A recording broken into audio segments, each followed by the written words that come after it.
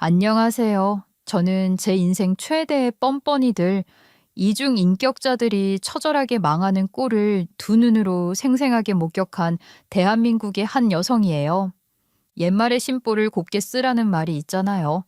저는 이 심보를 곱게 쓰지 못한 인간들의 최후를 보면서 정말 많은 것을 느끼게 되었는데요. 그 최후를 먼저 여러분들께 들려드리도록 해볼게요.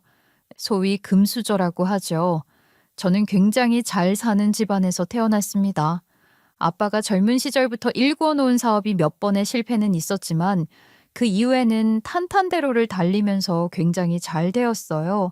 제가 태어나기 훨씬 전부터 아빠가 엄마와 결혼을 하기 전부터 이미 사업을 시작하면서 여러 번의 시행착오를 거쳤고 엄마와 결혼하면서부터 아빠의 사업은 잘 되기 시작해서 그때부터는 굉장히 사업이 커졌었죠.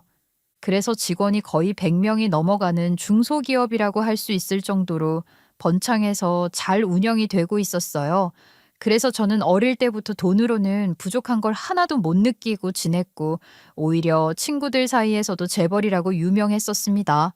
하지만 그렇다고 해서 우리 아빠나 엄마가 경제관념에 대해서 저를 풀어놓고 키우셨던 분들은 아니었어요. 오히려 더 엄하게 가르치시면서 항상 사람은 겸손해야 한다며 아주 검소하게 살도록 가르치셨었죠. 특히나 남한테는 후하게 쓰고 자신한테는 한없이 아끼라는 말씀을 많이 하셨었어요. 그래서 저는 저희 부모님을 따라서 남들한테는 잘 베풀고 제 자신한테는 낭비하지 않으면서 살아왔었죠. 어쨌든 부모님의 재력 덕분에 저는 어린 시절 유학도 다녀올 수 있었고, 대학도 편하게 나와 행복한 인생을 살 수 있었습니다. 그러다가 아빠 회사에 들어가 일을 배우면서 직장 생활을 하고 있었고, 소개팅을 통해서 남편을 만나 결혼을 하게 되었죠. 남편의 직업은 연구원이었어요. 남편도 성격이 상당히 좋았고 돈 보고 저에게 다가오는 남자들이랑은 달리 저 자체를 보면서 좋아해 주는 게 느껴졌었기 때문에 결혼까지 한 거였습니다. 결혼하고 나서 시댁도 저에게 상당히 잘 해줬었어요. 시아버지도 저에게 너무너무 잘해 주셨었지만 시모도 저를 딸처럼 많이 대해줬었죠. 한 10년을 서로 도리를 잘하며 아무 탈 없이 너무 잘 지내고 있었는데 어느 날 결혼 생활 중 처음으로 시모에게서 쎄한 느낌을 받아야 했었습니다. 그건 바로 시모가 한 번은 저한테 돈 얘기를 꺼내는 상황 때문이었어요. 남편에게는 이남 일녀 중에 둘째로 막내 시누이가 한 명 있었는데요. 남편이나 시숙은 그나마 공부를 열심히 해서 사회적으로 성공한 케이스였지만 시누이는 막내딸로 너무 오냐오냐 자라서 세상에서 자기밖에 모르는 사람이었죠. 처음에는 시누이를 보면서 저도 시모가 저한테 잘해주는 것처럼 시누이한테도 잘 해줬었어요. 대학교도 겨우 졸업한 사람이 취직도 못하고 허송세월만 보내고 있길래 친동생처럼 생각하고 정말 뒷바라지 많이 해줬었습니다. 취업을 위해서 공부를 한다고 하면 공부하는 비용까지 다 대주면서 정신 차리게 해보려고 부단히 달래가고 얼으며 노력을 해왔죠. 근데 이 시누이는 정신 차릴 기미가 보이질 않았었습니다. 한 번은 시누이 때문에 기가 찬 일도 있었어요. 그때는 제가 시댁에서 반찬들 가지고 오느라 썼던 반찬통을 다시 가져다 드리느라 시댁에 방문을 했을 때였죠. 근데 한창 학원에서 공부를 하고 있어야 할 신우가 거실 한가운데 드러누워서는 TV를 보고 있는 게 아니겠어요. 그래서 어이가 없어서 물었어요. 아가씨, 지금 학원 가 있을 시간 아니에요? 얼마 안 있으면 조무사 시험 있는 걸로 알고 있는데 여기서 뭐 하고 있어요? 아, 언니, 저 오늘은 너무 피곤해서 좀 쉬려고요. 어제까지 학원 갔으니 뭐 오늘 하루 빠진다고 큰일이야 나겠어요? 그게 무슨 말이에요. 지금까지 아가씨가 학원을 몇 번이나 나갔다고. 지금 그 학원 아가씨 돈으로 등록한 것도 아니고 제가 등록해 준 거잖아요. 그것도 저번에는 미용 배우고 싶다고 해서 미용학원 보내주고 그건 적성이 안 맞는다 그래서 이번엔 조무사 자격증 따보겠다고 해서 또 보내준 건데 이것까지 열심히 안 하면 도대체 뭐 어쩌자는 거예요? 아가씨한테 드린 돈이 뭐 그냥 나온 돈인 줄 알아요? 아, 진짜. 언니 너무 야박하게 군다. 아니, 사람이 어떻게 맨날 공부만 하고 살아요. 공부도 일도 다 쉬면서 해야 능률이 오르는 거라고요. 우리 언니 진짜 젊어가지고 완전 꼰대. 뭐라고요? 아가씨는 진짜 안 되겠네요. 앞으로는 아가씨가 취업을 하든 말든 이제 저는 상관도 안 하고 돈이든 뭐 아무것도 없을 테니까 그런 줄 알아요? 참나, 내가 뭐 언니가 안 해주면 아무것도 못하는 사람인 줄 알아요? 치사해서 나도 이제 언니 돈 안 써요, 안 써. 그깟 학원비 대주고 되게 유세 떠네, 진짜. 뭐라고요? 진짜 아가씨는 구제불능이네요. 그래요. 잘 됐네요. 어디 앞으로 나한테 돈 얘기 한 번이라도 더 꺼내기만 해봐요. 국물도 없을 테니까. 저는 정말이지 그동안에 내가 뭘 한 건가 싶었어요. 이 일로 너무 화가 나서 그 뒤로는 정말 공부를 한다고 해도 일절 보태주지 않을 생각이었죠. 그리고 실제로도 아무것도 안 해줬고요. 근데 그 뒤로 더 황당한 얘기를 하는 거 아니겠어요? 언니, 저 이번엔 진짜로 취직하고 싶은 곳이 생겨서 면접 좀 보려고 하거든요. 근데 저 면접을 하도 안 봤어서 입고 갈 옷이 없는 거 있죠. 그래서 말인데 저 옷이랑 가방 좀 사주시면 안 돼요? 구두까지 사주시면 너무 땡큐고요. 네? 옷이랑 가방에 구두까지 사달라고요? 네, 제가 이미 브랜드도 다 알아보고 왔어요. 언니는 그냥 편하게 결제만 해주시면 돼요. 저는 신우한테 이 말을 듣는데 속으로 기가 차더라고요. 저는 이 얘기를 듣자마자 어차피 해줄 생각이 없었지만 이 뻔뻔한 사람이 대체 무슨 브랜드를 가지고 왔을까 싶어 물어봤죠. 브랜드까지 알아봤어요. 무슨 브랜드인데요? 여기요, 언니. 여기 목록 핸드폰에 저장해서 왔어요. 신우는 제가 어떤 브랜드인지 물어보니 사줄 거라고 생각을 했는지 엄청 들떠서는 그걸 보여주고 있더라고요. 근데 진짜 그 핸드폰 안에 있는 옷이랑 구두, 가방 정보를 보자마자 저는 너무 어이가 없어서 헛웃음이 났습니다. 왜냐하면 면접 보러 가는 소품들이라고 하기에는 죄다 명품들이었거든요. 기가 차서 저는 바로 말을 했죠. 아가씨, 정신 차리세요. 지금 이 명품들을 들고 면접을 보러 가겠다고요? 그게 말이 돼요? 왜 안 돼요? 내 친구들은 이미 사회생활하면서 명품 가지고 다니는 친구들이 얼마나 많은데. 아가씨, 그건 열심히 공부하고 취직해서 자기 돈으로 돈 벌면서 성실하게 사는 아가씨 친구들 얘기고요. 아가씨는 지금 돈 한 푼이라도 벌고 있어요?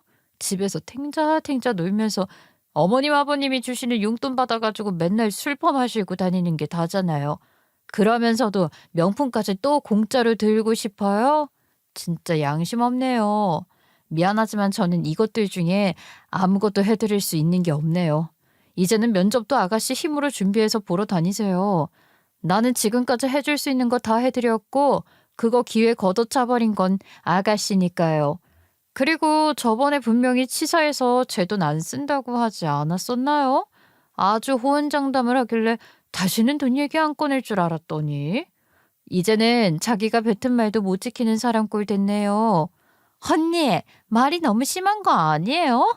사람이 살다 보면 아쉬운 소리 할 수도 있는 거지. 그리고 내가 그동안에 학원 잘 안 다닌 것도 그게 다 적성 찾아가는 길이지. 뭐 사람이 처음부터 생각한 대로 다 된대요? 너무하잖아요, 진짜. 너무한 건 아가씨죠.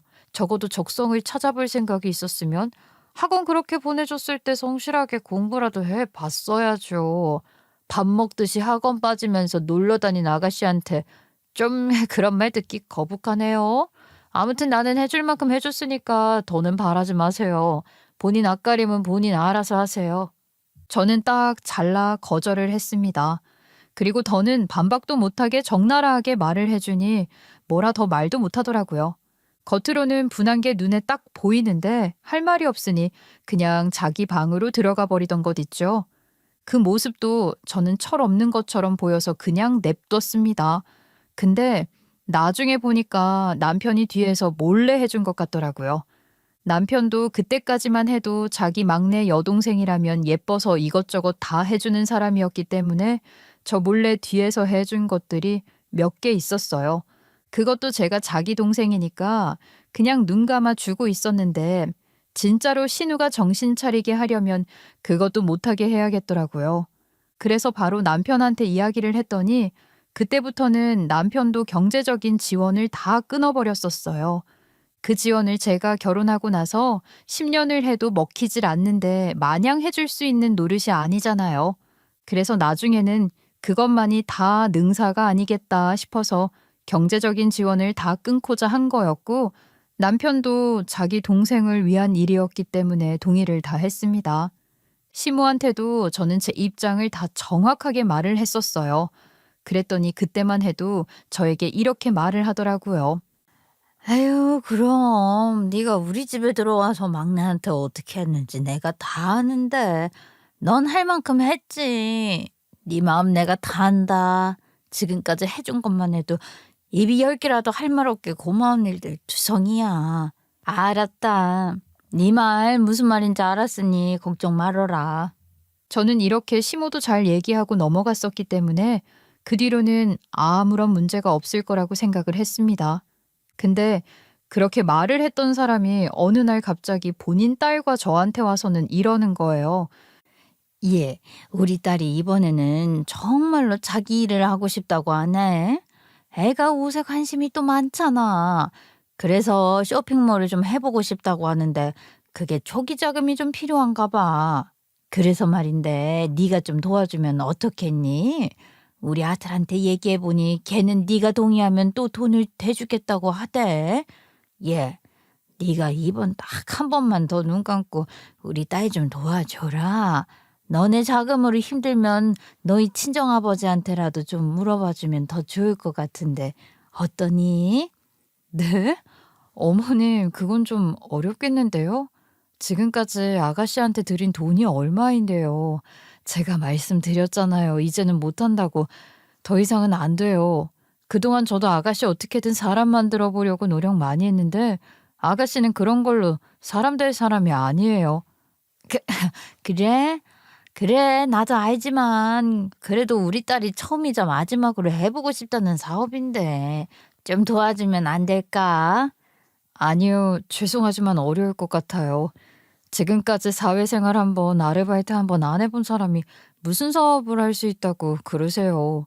그러니까 뭐라도 하고 싶으면 일단은 밑바닥부터 길 생각하라고 하세요. 그리고 아가씨 비겁하게 지금 어머님 뒤에 숨어서 뭐 하시는 거예요?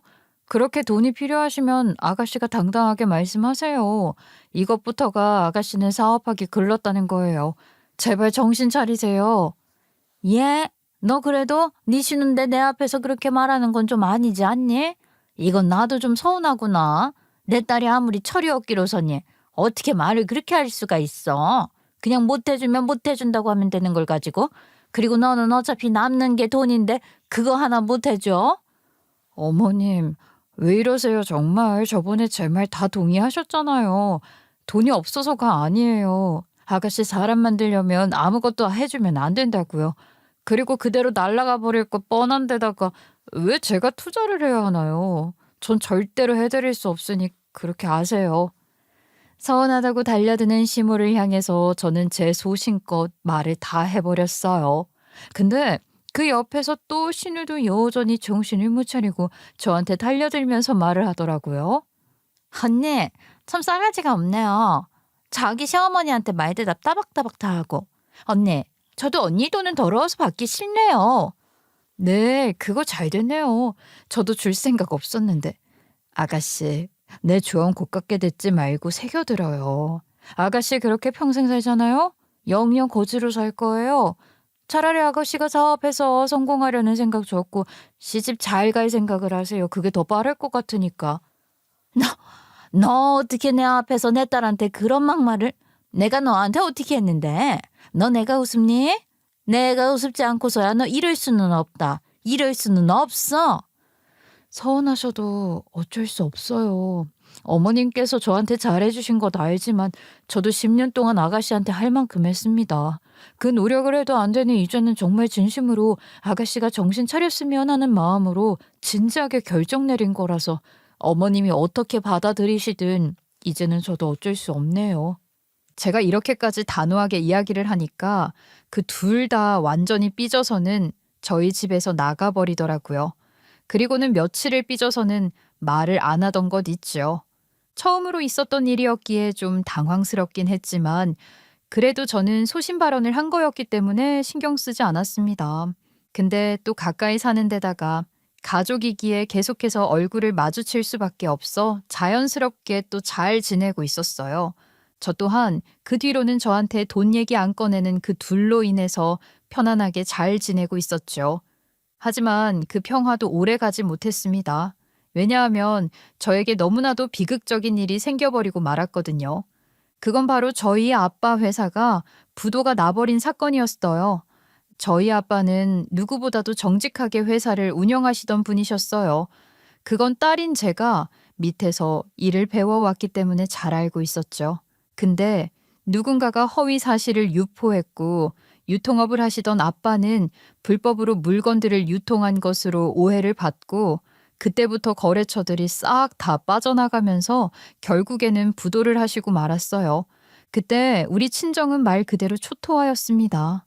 엄마는 충격으로 쓰러지고 아빠는 힘든 상황을 견디지 못하고 매일을 술로만 보냈죠. 그때 저희 친오빠랑 저만 어떻게든 친정을 살려보기 위해서 애를 쓰고 있을 때였어요. 근데 저는 거기에서 너무나 큰 상처를 이중으로 받아야만 했습니다. 그건 바로 시모와 신우 때문이었죠. 그 둘은 제가 부도가 나자마자 저를 조롱하기 시작했어요. 예, 그러니까 심정을 곱게 썼어야지. 너 그렇게 집안 잘 나간다고 잘난 체 하면서 우리 딸 사업 자금도 안 도와주니까 집안이 그렇게 쩔딱 망한 거 아니겠니? 아주 꼴 좋다. 내가 언젠간 너 그렇게 큰 코 다칠 줄 알았어. 언니, 인생 진짜 그렇게 살지 마요.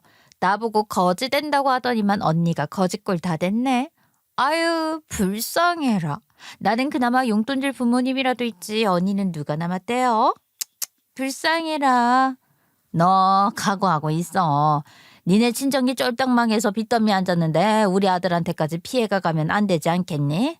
내가 너 같은 애랑 우리 아들이 같이 사는 꼴 계속 보고 있을 거라고 생각한다면 진짜 큰 오산이다. 내가 조만간 너랑 내 아들이랑 이혼시킬 거니까 각오하고 있어. 시댁은 이렇게 저를 조롱하기 시작했어요. 저는 너무 충격을 받은 나머지 아무 말도 못하고 있는데 그때 남편이 나서주더라고요. 둘 다 그만 못해요? 어머니가 뭐라고 저랑 이 사람이랑 이혼을 시켜요. 저는 이 사람이랑 절대 안 헤어집니다. 가뜩이나 힘들어하는 사람한테 무슨 짓이에요? 그만하세요. 도대체 둘 다 언제 철들라고 그래요? 이 사람이 우리 집안에 들어와서 도움 준 게 얼만데. 한 번만 더 내 와이프한테 이런 식으로 행동하시면 저도 가만히 안 있습니다. 남편이 든든하게 제 편이 되어 준 덕에 저는 시댁의 눈총을 받으면서도 잘 지낼 수 있었어요. 하지만 날이 갈수록 남편이 저를 감싸준다고 해도 도저히 제가 견딜 수 없는 범위까지 가더라고요. 그래도 그 조롱에 제가 버틸 수 있는 이유가 있었어요. 그건 바로 저희 시아버지 때문이었죠.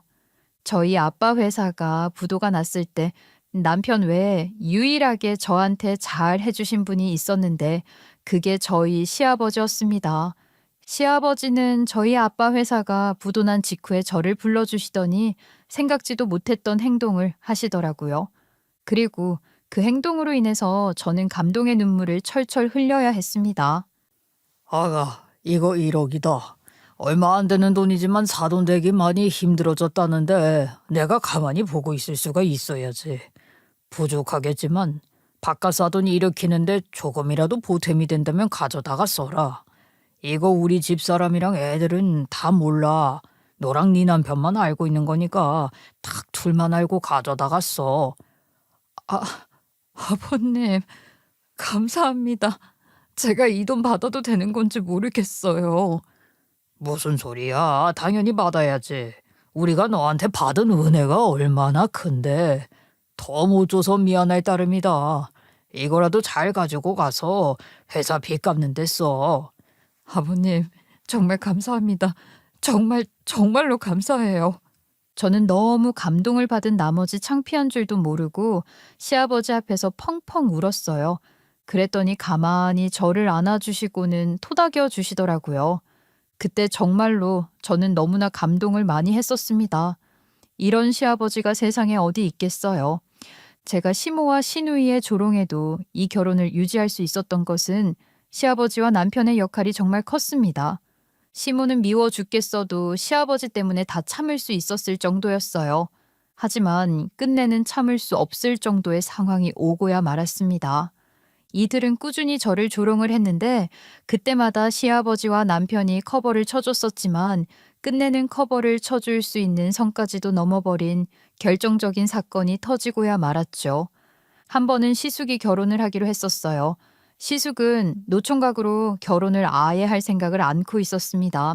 근데 신우가 자기가 전에 다니던 대학의 교수님이셨다면서 소개를 시켜줬었는데 그 여자랑 결혼을 하겠다고 얘기를 했나 보더라고요.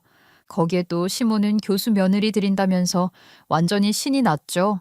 결혼 얘기가 오가게 되면서 온 가족이 다 모여서 인사 오는 예비 형님과 함께 식사를 하기로 했었어요. 근데 제가 시댁에 도착하자마자 시모가 보인 반응 때문에 저는 엄청 당황을 해야 했습니다.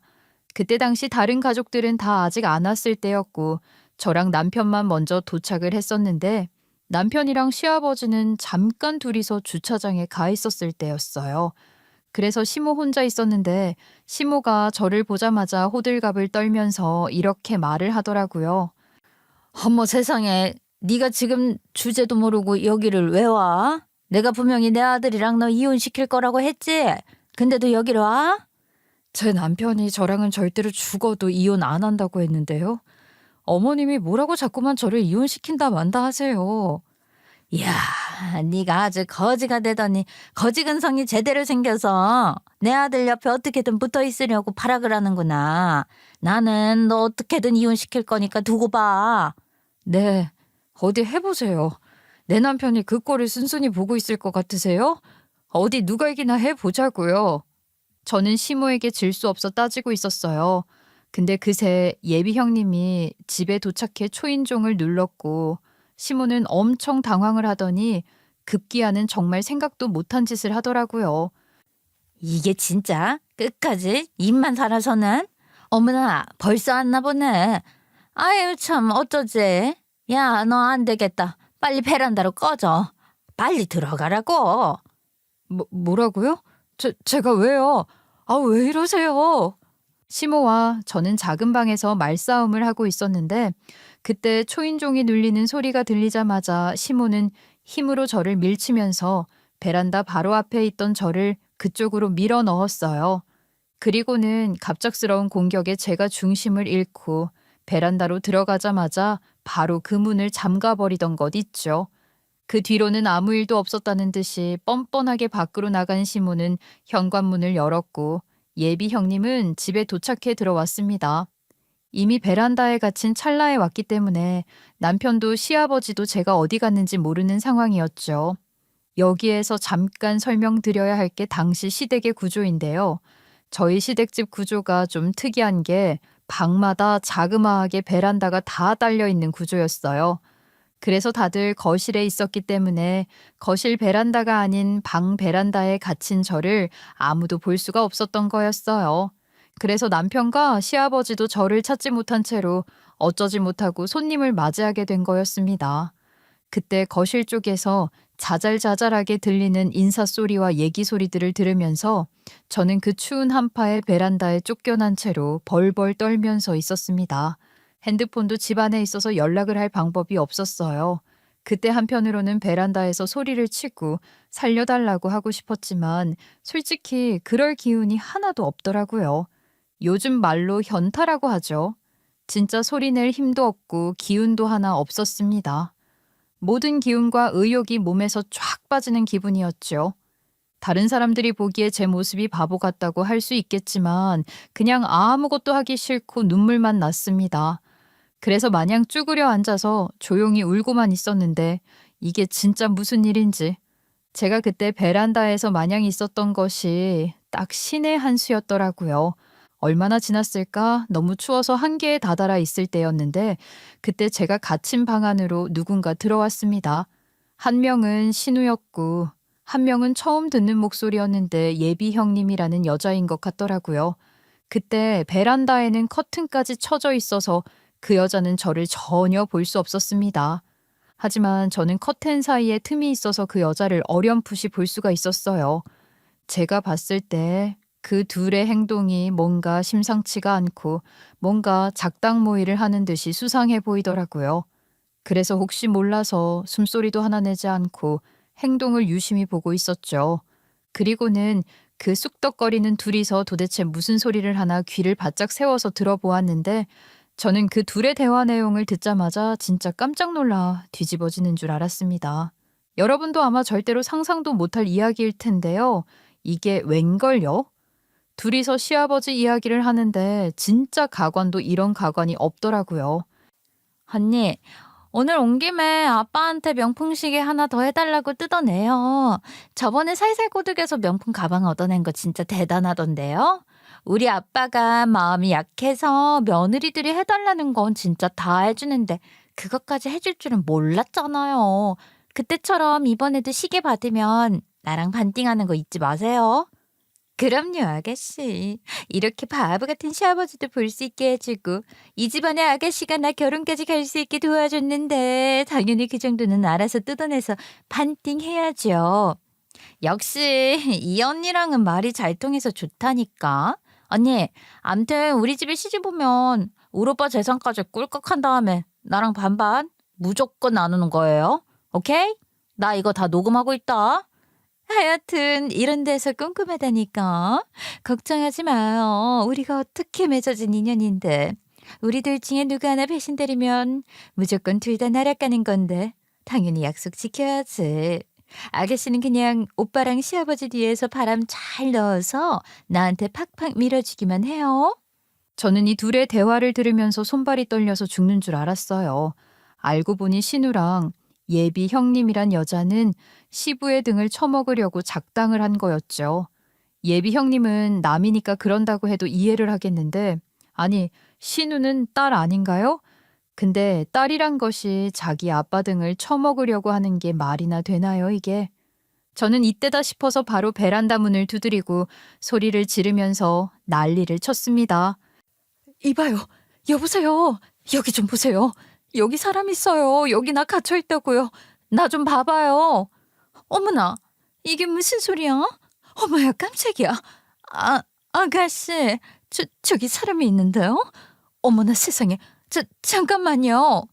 큰 소리에 놀란 예비 형님은 커튼 사이로 저를 보자마자 기겁을 하고 베란다 문을 열었고 저는 문을 열자마자 거실로 나가 이 두 것들의 계략을 시부모 앞에 다 까발릴 거라고 했습니다.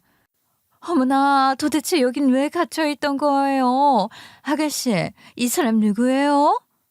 언니, 거기는 왜 있었던 거예요? 내가 왜 저기 있었냐고요? 그건 대거 어머니한테 물어보시고요. 당신들 지금 그게 중요한 게 아닐 텐데. 나 저기서 다 들었어요. 당신들이 하는 소리 다 들었다고. 죄 무서운 줄 모르는 인간들 같으니라고? 나 당장 나가서 당신들이 한 말들 다 까발릴 거야. 다 말할 거라고. 저는 이 말을 뱉으면서 곧장 거실로 나가려고 했습니다. 그랬더니 예비 형님이 절을 하면서 거실로 못 나가게 제 다리를 막 붙잡더라고요. 아가씨도 반대편 다리를 잡느라 난리가 났죠. 안 돼. 안 돼요. 당신 못 나가. 못 나간다고. 아가씨, 빨리 이 사람 막아요. 빨리요. 언니, 제발요. 안 돼요. 일단 우리 말 먼저 들어요. 제발요. 이미 들을 소리 다 들은 것 같은데 듣기는 뭘 더 들어요? 여보, 아버님, 아주버님, 여기 좀 들어와 보세요. 얼른요. 저는 죽기 살기로 발버둥을 치면서 소리를 질렀고 급기야 신우는 제 입을 막으려고 했지만 그러기도 전에 소란을 듣고는 거실에 있던 모든 사람들이 다 깜짝 놀라서는 방으로 들어왔죠. 저는 가족들이 다 들어오자마자 이 두 것들이 시아버지의 등을 쳐먹으려고 한 대화를 전부 다 까발렸어요. 아버님, 아주버님 이 결혼 절대로 시키시면 안 돼요. 큰일 나요. 이 사람 사기꾼이에요. 아가씨랑 작당하고서 아주버님께 접근하고는 아버님 등 쳐먹고 난리치려고 아주 치밀하게 계획한 인간들이라고요. 저번에 아버님이 명품백 사주신 것도 이 둘이서 다 나눠 먹었대요. 제가 저 베란다에서 다 들었어요. 뭐? 뭐라고? 아가, 너 대체 무슨 소리를 하는 거냐? 그게 무슨 소리야 대체? 안 믿기시죠? 근데 다 사실이에요. 제가 설마 아버님께 거짓말하겠어요? 제가 말한 모든 증거 아가씨 핸드폰에 다 녹음되어 있어요. 빨리 열어보세요. 빨리요. 아니야. 이 여자가 지금 나 모함하는 거야. 아파. 아니야. 오빠, 진짜 아니라고. 아예 안 돼. 내 핸드폰 내놔. 안 된다고. 신우는 기겁을 하면서 절대 아니다. 그런 적 없다고 했지만 제 남편이랑 시숙이 얼른 신우 핸드폰을 뺏어서는 핸드폰 안에 녹음된 녹음 파일을 듣기 시작했습니다. 그리고는 점점 그 녹음 파일 안에서 나오는 내용들로 인해서 그 안에 있던 모든 사람들의 표정이 일그러지기 시작했어요.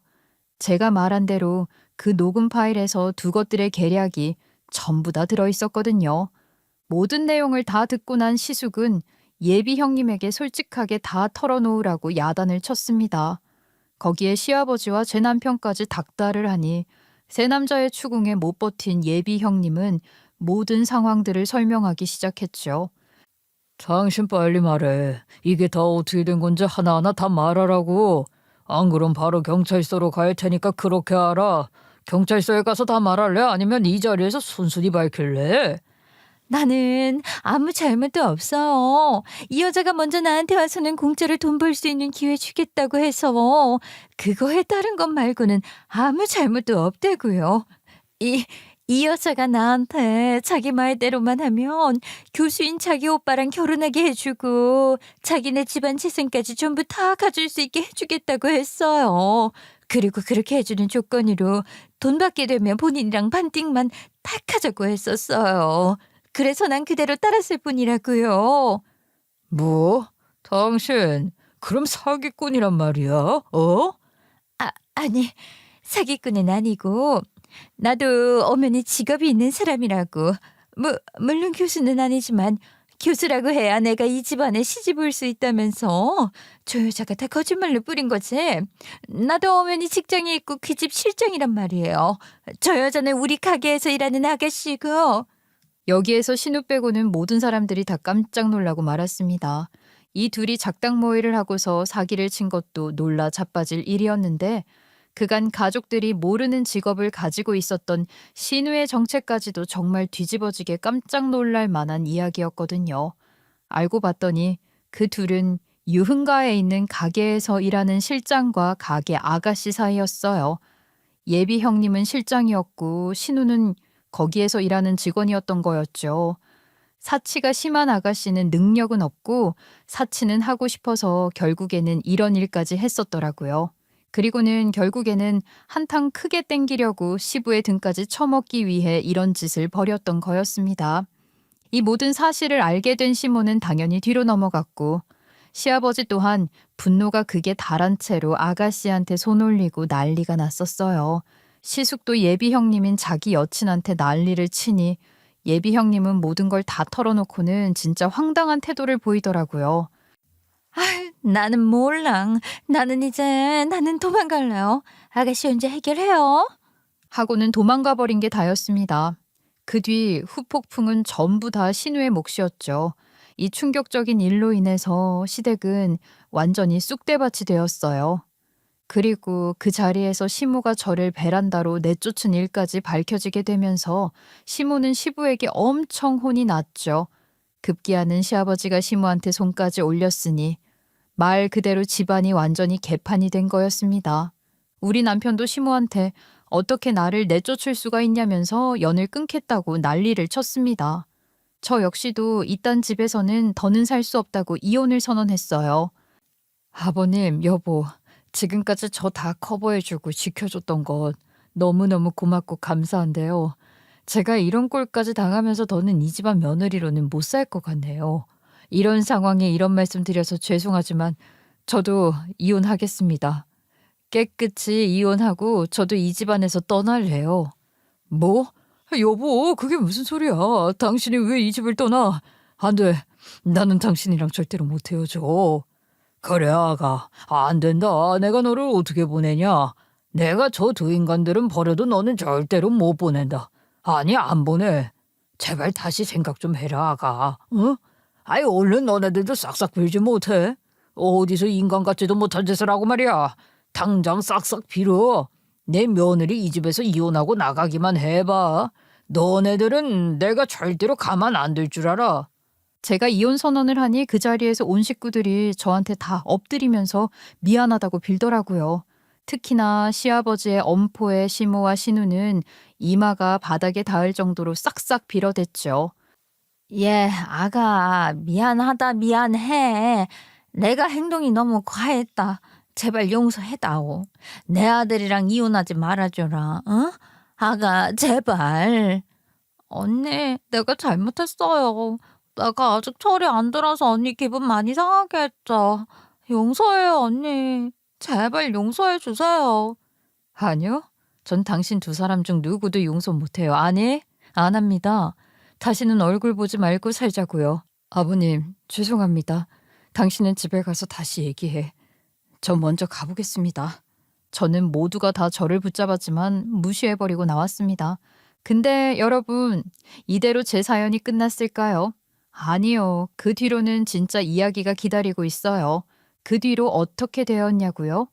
아주 유쾌, 상쾌, 통쾌한 일이 일어났죠. 저는 그 뒤로는 정말로 깔끔하게 남편과 헤어질 각오를 하고 있었어요.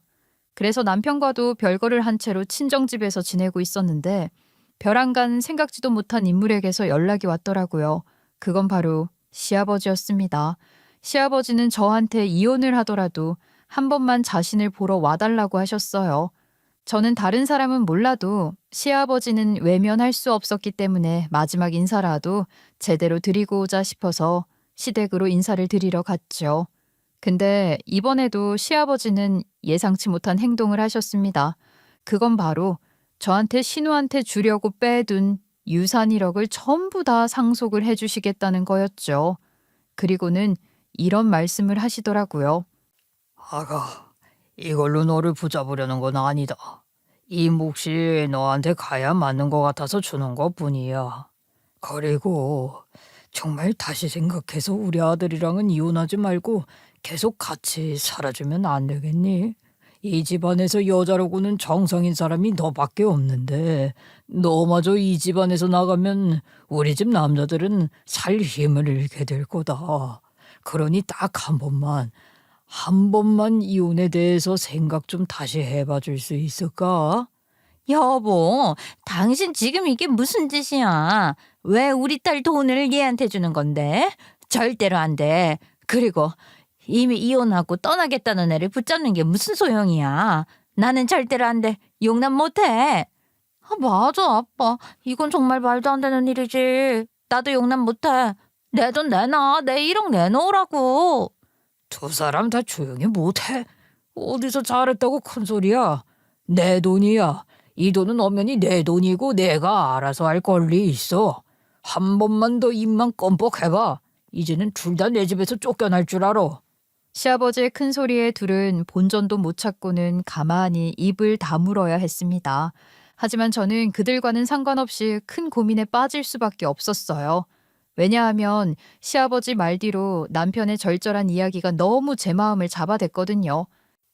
여보, 나 당신 없으면 안 돼. 당신도 알잖아. 당신이 우리 엄마나 동생 보고 살지 말라고 하면 나 안 보고 살게. 당신만 보고 살게. 나 어머니랑 막내랑 연을 끊으라고 하면 다 끊을 수 있어. 그러니까 우리 이혼 다시 한 번만 생각해줘. 나 당신이랑 헤어지기 싫어. 우리 애들도 생각하자, 여보. 남편은 눈물까지 뚝뚝 흘리면서 저한테 이혼하지 말아달라고 사정을 했어요. 남편도 눈물을 흘리면서 사정을 하고 거기에 시아버지도 제 손을 꼭 붙잡고는 사정을 하셨어요. 그 모습에 제 마음이 움직이게 되었습니다. 저는 정말 이번이 마지막이다라는 생각을 하고서는 남편과 다시 살게 되었어요. 그렇게 남편과 다시 재결합을 해서 잘 살고 있었죠. 대신 시아버지만 보고 살았지. 그 뒤로는 시모와 시누는 얼굴도 안 보고 살고 있었습니다. 근데 이번에도 생각지도 못한 인물들이 저를 찾아왔어요. 이번에는 시아버지가 아닌 저를 그렇게 못살게 괴롭혔던 시모와 시누였죠. 뭐예요? 여기가 어디라고 찾아와요? 아가, 우리 좀 살려줘. 우리 지금 집에서 쫓겨나게 생겼어. 지금 네 시아버지 화나서는 우리 거들떠도 안 본다. 네가 가서 좀 우리 좀 받아달라고 설득해주면 안 될까? 어? 네 시아버지가 네 말이라면 껌뻑 죽잖니. 우리 이대로 집에서 쫓겨나면 큰일 난다. 맞아요, 언니. 우리가 그동안 언니한테 못했던 거 진짜 다 잊어줘요. 한 번만 우리 도와주면, 우리 아빠만 딱 설득해주면 우리 다시는 언니한테 못되게 안 굴게요. 그동안 저한테 못되게 구신 건 아나 보죠? 근데 어쩌죠? 이미 저는 상처받을 대로 다 받았는데 이미 돌 맞아 죽은 개구리한테 다시 살아 돌아오라고 하면 살아 돌아오던가요?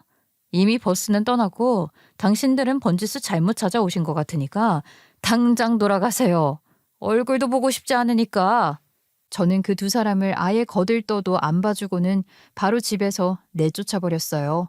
시모가 저를 베란다에 몰아넣었던 것처럼 힘으로 밀어붙여서 집에서 내쫓아버렸죠. 그 뒤로는 그 사람의 행방을 알 수 없었지만 남편에게서 그들이 저한테 찾아오게 된 이유와 시댁의 사정들을 고스란히 다 전해 들을 수가 있었어요. 남편에게 들은 이야기는 충격 그 자체였습니다. 이 사람들은 진짜 까도 계속 나오는 사고 뭉치들이었더라고요. 이들이 시아버지에게 쫓겨났던 이유인즉슨 이거였어요. 신우가 사업을 하겠다며 저에게 찾아왔었던 당시 저도 돈을 안 대주고 가족 모두가 신우 사업에 돈을 안 대주니까 간크게 시아버지 몰래 사채를 써서 시모가 신우의 사업을 도왔었더라고요. 하지만 우리 남은 가족들의 예상대로 신우는 역시나 돈만 날려먹고 제대로 사업을 하지 않았고 그대로 그는 빚더미에 앉게 된 거였죠. 그로 인해서 그 사채업자들이나 신우 사업으로 피해를 입은 사람들이 시댁으로 찾아와서는 난리의 깽판을 제대로 쳤고 그것 때문에 모든 사실을 알게 된 시아버지는 역대급으로 분노를 하게 된 거였어요. 그래서 이 집안을 말아먹게 만들고 자식들 앞길을 막는 시모를 더는 참아줄 수 없다며 이혼을 선언한 거였고 끝까지 정신을 못 차리는 신우 역시 쫓겨나게 된 거였습니다. 그래서 그것 때문에 저를 이용해서 시아버지의 화를 돌려보려고 그랬던 거였지만 저 역시도 그들을 쫓아버렸기에 그들은 그 누구한테도 도움을 받을 수 없었어요. 그렇게 자신들의 미련한 행동들로 인해서 가족들의 분노를 산 시모와 신우는 그렇게 나가리가 되어서 지금은 둘이서 어디 원룸 하나 구해가지고 살고 있는 듯 하더라고요. 그렇게 그들의 끝을 보게 되었답니다. 참 저는 그들의 최후 이야기를 들으면서 한번 정신 못 차리는 인간들은 끝까지 정신을 못 차리는 건가 싶더라고요. 무엇보다도 그 심보 곱게 못 쓴 것들 때문에 자기 가족들한테까지 외면을 당한 모습을 보면서 저는 정말 남들에게 제가 할 수 있는 선안에서는 최선을 다해서 베풀고 살아야겠다는 생각이 들었어요. 그래서 지금은 열심히 봉사활동도 하면서 정말 제 나름의 베푸는 삶을 살기 위해서 노력을 하고 있네요.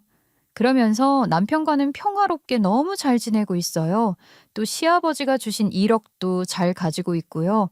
그리고 혼자 사시는 시아버지를 볼 수가 없어서 남편과 제가 모시고서 살고 있는 중이랍니다. 시아버지는 같이 안 살겠다고 하시는데 노년의 남자 혼자 살면 밥도 제대로 못 챙겨 먹고 제대로 못 지내잖아요. 그래서 다른 사람은 몰라도 항상 저를 아껴주셨던 시아버지가 그렇게 사시는 꼴은 못 보겠어서 제가 우겨서 꼭 같이 살자고 말씀드렸어요. 그랬더니 시아버지는 또 본인이 원래 사시던 집을 팔아서는 저희 집에 더해서 더 넓고 좋은 곳으로 이사를 같이 가주셨답니다. 그래서 우리 가족과 시아버지는 전보다 더 좋은 집으로 이사 가서 너무 잘 지내고 있어요. 아이들도 평소 할아버지를 많이 좋아했기 때문에 금방 서로에게 적응해서 잘 살고 있네요. 저희 아빠 회사도 시아버지가 도와주셔서 정직하게 일하신 아빠를 잘 아는 거래처들이 다시 돌아와서 지금은 새롭게 사업을 시작해서 잘하고 계시는 중이에요. 이렇게 저의 인생은 다시 평화로운 일상으로 점점 들어갈 수 있게 되었답니다.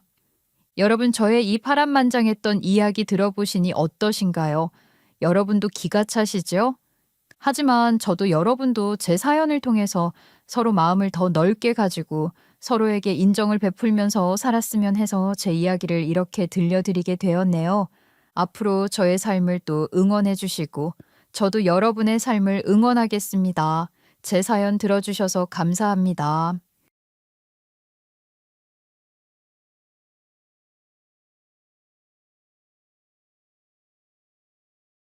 사람들이 제일 쉽게 속는 게 뭔지 아세요? 바로 겉모습이에요.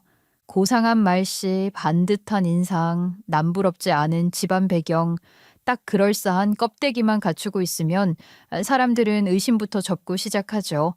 심지어 그게 가족이면 더하죠. 의심 자체를 죄처럼 여기니까요. 하지만 진실은 언제나 껍데기 안쪽에 숨어 있어요. 그래서 진짜 얼굴은 평생을 함께 지낸 사람도 쉽게 못 알아보죠. 오늘은요, 겉과 속이 너무도 달랐던 어떤 사람과 그로 인해 저희 집안에 벌어진 기막힌 이야기를 들려드리려고 해요. 지금부터 시작할게요. 어릴 적 저는 일본 동경에서 초등학교를 다녔어요. 아빠가 신문사 국제부 기자셨는데 어느 날 갑자기 동경지국으로 발령이 나면서 가족 전체가 일본으로 이주하게 됐거든요. 그때 제 나이가 7살이었고 당연히 일본어는 한마디도 못하는 상태였죠. 엄마는 무용을 전공하신 분이셨어요. 한국에서 공연 활동도 하셨는데 일본으로 건너가서도 무대를 포기하지 않으셨어요.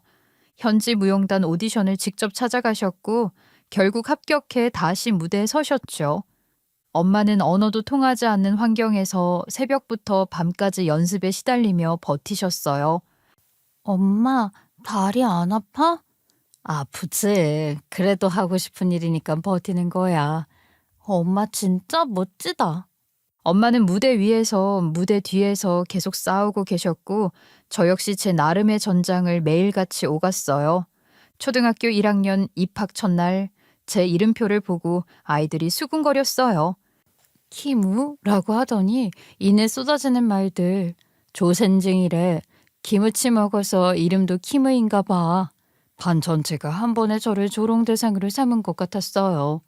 쉬는 시간 복도에서 마주칠 때마다 아이들이 지나가며 일부러 어깨를 치거나 기무치라고 부르며 놀렸고 장난인 척 툭툭 때리기까지 했어요. 점심시간에 도시락을 꺼내면 제 반찬 냄새를 맡고는 코를 막으며 자리를 옮기는 아이도 있었죠. 그거 김치 냄새야. 나쁜 냄새 아니야. 냄새 난다고 역겨워. 조생진 김치잖아. 그 이후로 도시락을 화장실에서 몰래 먹은 날도 있었어요. 창밖으로 반찬을 던진 아이도 있었고 급식이 없던 시절이라 도시락이 곧 자존심이었는데 그 자존심은 매일 부서졌죠. 더 충격적인 건 교실 뒷벽이나 책상 아래에 적힌 낙서였어요. 조센진 꺼져. 기무치 죽어라. 같은 말들이 낙서처럼 박혀 있었고 그런 일 당한 걸 선생님께 말해봤자 돌아오는 대답은 이랬어요. 너무 마음에 담지 말고 친구들이랑 잘 지내보렴. 선생님, 걔네가 자꾸 밀고 때리고 도시락도 뺏어가요. 너도 일본말 더 잘하게 되면 자연스럽게 괜찮아질 거야. 네가 더 노력해보렴. 그 말은 위로가 아니라 방치로 들렸어요. 아니 어쩌면 선생 역시 이지매의 일부였을지도 모르죠. 교실 안에서 저는 하나뿐인 외국인이었고 그래서 모든 잘못은 묵인되기 일쑤였어요. 그렇게 점점 말수도 줄어들고 쉬는 시간에도 혼자 남게 됐어요. 그때부터 제 유일한 피난처는 학교 도서관이었어요. 조용한 구석에 앉아 책을 펼쳤고 한 페이지씩 천천히 읽어가며 단어를 사전에 찾아 적었어요. 뜻을 모르던 한자들은 공책에 옮겨 적어 집에 돌아가 뜻을 찾아봤고요. 이 나라 말을 완벽히 익히면 아무도 나를 무시하지 못할 거야. 그렇게 다짐하며 매일 일본어 공부에 매달렸어요. 밤마다 아버지가 신문사에서 퇴근하시면 원고 교정을 하셨는데 저는 옆에 앉아 일본 신문을 같이 읽었어요. 아빠, 이거 무슨 뜻이야? 여기서 신뢰는 어떻게 써? 이건 믿을 신 기댈래야. 신뢰. 믿는 마음이라는 뜻이지. 일본어는 한자가 너무 많아. 너무 어려워. 처음엔 다 그래. 그래도 우리 선재 너무 잘하고 있어. 아빠의 말은 거짓이 아니었어요. 그렇게 매일 사전을 곁에 두고 연습하니 점차 문장을 읽는 속도도 빨라졌고 소리내어 읽을 때 억양도 부드러워졌어요. 그러다 중학생이 될 무렵엔 일본어로 에세이를 써서 교내 대회에 나가기도 했고 학교 대표로 발표도 하게 됐어요. 발표를 마친 후 어떤 아이가 다가와 이렇게 말했어요. 평소 말더듬이 심한 남자애였죠. 조생쟁 주제 말을 꽤 잘하네. 그거 아니? 난 이게 국어거든. 넌 니네 나라 말도 겨우 하지? 뭐라고? 아니거든. 물론 속으론 떨렸어요. 하지만 대꾸하지 않으면 끝없이 무시당하리란 걸 이제는 너무 잘 알고 있었거든요. 물론 그렇다고 일본에서의 좋은 기억이 전혀 없었던 건 아니에요. 몇몇 친구들과는 잘 지냈고 가족들과 디즈니랜드에 간 건 아직도 가장 좋은 어릴 적 기억이죠. 하지만 그런 기억은 손에 꼽을 정도였고 대부분은 외로움과 분노, 눈물의 기억이었어요. 그런 기억들을 뒤로하고 중학교 2학년이 되던 해 아빠의 발령 임기가 끝나면서 저희 가족은 다시 한국으로 돌아왔어요. 일본에서 오래 살다 보니 한국 학교에 적응하는 것도 쉽진 않았지만 그래도 저는 일본에서의 시간을 통해 확실한 무기를 하나 얻게 되었어요. 바로 언어였죠. 그래서 일본어를 전공하게 됐고 일본어를 유창하게 구사할 수 있다는 건 저한테 가장 강력한 무기가 됐어요. 대학교에서는 일본 문학을 전공했고 졸업 후에는 번역가가 되었어요. 처음엔 인터뷰나 기사를 번역하면서 시작했는데 점점 책과 영화, 드라마 자막까지 맡게 되었죠. 화면 속 자막 한 줄, 한 단어까지 책임져야 한다는 부담이 컸지만 동시에 그 언어가 저를 지켜준다고 느꼈어요. 어릴 때 그렇게 절 외면했던 세계가 제 손 안에서 해석되고 번역되고 재탄생하는 순간을 마주할 때면 묘한 전율이 일곤 했지요. 그 덕에 언어는 더 이상 저를 조롱하는 도구가 아니었어요. 이제는 제가 그 언어를 다뤄 세상과 다시 소통하는 도구가 된 거죠. 저를 괴롭히던 그 시간들, 그 상처들조차 이제는 저를 더 강하게 만들어주는 자산이 된 거예요. 그리고 번역 일을 하며 다양한 작품을 번역하던 중 남편을 처음 만나게 됐어요. 남편은 한 영화 배급사 PD였고 일본을 비롯한 해외 영화를 수입해 국내에 배급하는 일을 했어요. 제가 맡게 된 작품 중 하나가 남편이 담당한 영화였고 그 프로젝트를 계기로 저희는 처음 인연을 맺게 됐죠. 이 장면 말인데요. 일본어로는 미묘한 여운이 있는데 그대로 번역하면 너무 딱딱해질 것 같아요. 그렇죠. 저도 그 생각했어요. 그래서 이 대사 조금 살려주실 수 있을까요? 이 영화 미장센도 좋지만 대사 톤이 참 중요하더라고요. 그럼 이렇게 바꿔보는 건 어때요? 그때 내가 웃었지 바보처럼. 이건 감정선도 살고 원문 뉘앙스도 비슷해요. 아, 좋아요. 처음엔 단순히 업무 관련 연락이었어요. 대본 전달, 표현 조율, 자막 싱크 조정 같은 실무적인 이야기로 시작됐는데 메일이 오가고 통화가 잦아지다 보니 점차 영화에 대한 개인적인 감상까지 나누게 됐어요. 영화 취향이 되게 비슷했거든요. 처음엔 정말 영화 이야기만 했어요.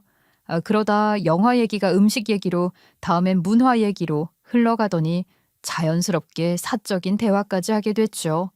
일본 예능 이야기하다가 서로 좋아하는 MC가 같다는 걸 알고 웃기도 했고 대학 시절 도쿄에서 봤던 연극 얘기를 나누기도 했어요. 서로 일본 문화에 대한 이해가 깊다는 걸 알아가면서 묘한 친근감도 생겼고요. 몇 번의 프로젝트를 함께 하면서 자연스럽게 얼굴도 자주 보게 됐어요. 미팅 후 영화관 근처 카페에서 커피 한잔하며 통역하면서 겪은 실수담을 털어놓기도 했고 서로 일본에서 겪었던 일들을 이야기하며 공감도 나눴어요. 남편도 대학 때 몇 년간 일본 유학을 했었고 현지 생활의 애환을 누구보다 잘 이해했어요. 진짜 일본에서 살면 겉으로는 친절한데 어느 순간 딱 벽 생기잖아요. 맞아요. 정작 중요한 순간엔 선 그어버리는 그 느낌. 그 선 넘으면 안 된다는 그 무언의 기류. 맞아요. 그래서 더 언어에 집착하게 됐던 것 같아요. 그렇게 저희는 연애를 시작하게 됐고 3년쯤 연애한 끝에 결혼을 결심했어요. 처음으로 남편 가족들에게 인사드리러 가던 날 솔직히 너무 긴장되더라고요. 손에 땀이 흥건할 정도로요. 그런데 시부모 두 분 모두 절 너무 따뜻하게 맞아주셨어요. 번역가라니 멋지구나. 언어는 문화를 잇는 달이지. 감사합니다. 아직 부족한 게 많지만 좋은 작품에 참여할 수 있어서 감사하게 생각하고 있어요.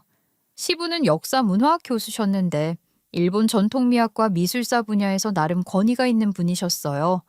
거실 옆 서재엔 일본 도자기며 민화 희귀도록들이 빼곡히 정리되어 있었고 한 문장 한 문장을 정확히 고르는 말투에서 지적인 분위기가 물씬 풍겼죠. 그리고 시모는 작은 골동품 가게를 운영하시는 분이셨어요. 절 보자마자 아주 반짝이는 눈으로 제 손을 꼭 잡으시며 반겨주셨죠. 정말 반갑다. 어쩜 이런 인연이 있지? 저 실은 너무 떨렸는데 이렇게 반겨주셔서 감사해요. 알고 보니 시어머니가 한일 혼혈인 분이더라고요. 어릴 적엔 일본 외할머니 댁에서 사셨다는데 그 시절 이야기를 들려주시며 웃으셨어요. 그 동네는 지금 생각해도 참 정겨워. 외할머니 손잡고 다도집에 갔던 기억이 아직도 생생해. 그쪽 분들은 말이 빠르잖아요. 대신 정이 좀 더 느껴지는 느낌이에요. 저는 도쿄에서 살았어요. 근데 오사카 어경 들으면 이상하게 되게 친근하게 느껴져요. 너는 말이 단정하니 딱 도쿄 쪽 사람들 같네. 근데 그게 번역할 땐 좋겠다. 또박또박한 느낌이니까. 시모는 제 잔에 차를 따라주며 어린 시절 이야기를 꺼내셨죠. 나도 어릴 때 혼혈이라 놀림 많이 받았어. 이름이 한국식이니까 일본 애들이 이중인격이다 이랬거든. 그 말이 무슨 뜻인지도 잘 몰랐는데 그냥 싫었어. 나도 일본에서는 완전한 일본인이 아니고 한국에 오면 또 일본 피 섞였다고 하고 어디 가도 반은 걸쳐 있는 느낌이더라. 저도 그래요. 일본에서 김치 냄새 난다고 놀림 받았어요. 도시락 던져지고 조생징이라고 불리고 그땐 매일 울었어요. 시모는 제 말을 가만히 들으시더니 제 손을 다시 한번 꼭 잡으셨어요. 아무 말 없이 손을 감싸주는 그 제스처 하나로 위로를 전하신 거였죠. 서로를 다 설명하지 않아도 공감이 되는 순간이었어요. 말보다 마음이 먼저 닿았다고 해야 할까요? 그렇게 결혼을 한 후에도 두 분은 늘 절 존중해 주셨어요. 제가 맡은 작업이 방송에 나갈 때면 시부가 직접 메일로 감상소감을 보내주시기도 했고 가끔은 서재에서 일본 미술사 관련 자료를 저에게 건네주시며 같이 이야기 나누길 원하셨어요. 시모 역시 저를 딸처럼 대해주셨어요. 주말이면 시가에 들러 셋이서 식사도 함께하고 오래된 일본 도자기에 대해 이야기를 나누기도 했어요. 이거 에도 시대 말기 거야. 어릴 때 외할머니가 쓰던 찻잔이랑 비슷해서 처음 봤을 때 울컥했지. 색감이 참 은은해요. 번역할 때도 이런 색감 같은 걸 단어로 표현하려면 어렵더라고요. 그렇게 행복한 신혼을 보내던 어느 날 꽤 중요한 의뢰가 하나 들어왔어요. 평소 함께 일하던 에이전시를 통해 연락이 왔는데 일본의 유명 방송국에서 방영 예정인 대작시대극의 자막 번역건이었어요. 일본 내에서도 방영 전부터 화제가 될 만큼 기대작이었고 국내 배급도 동시에 준비 중이라 일정도 촉박했죠. 담당 PD는 전화통화 내내 흥분한 목소리였어요. 일본 문화의 밝은 번역가를 찾고 있었는데 번역가님이 딱 맞는 분 같아요. 문장 감각도 좋고 사극이라 고어도 많은데 일본어 기반이 탄탄하시니까요. 믿고 맡겨도 되죠? 그 한마디에 며칠을 들떴어요. 단순히 한 작품이라는 의미를 넘어서 성공적으로 마무리만 한다면 앞으로도 계속해서 굵직한 의뢰가 들어올 수 있는 그런 흐름의 시작처럼 느껴졌어요. 저로선 절대 놓치고 싶지 않은 기회였죠.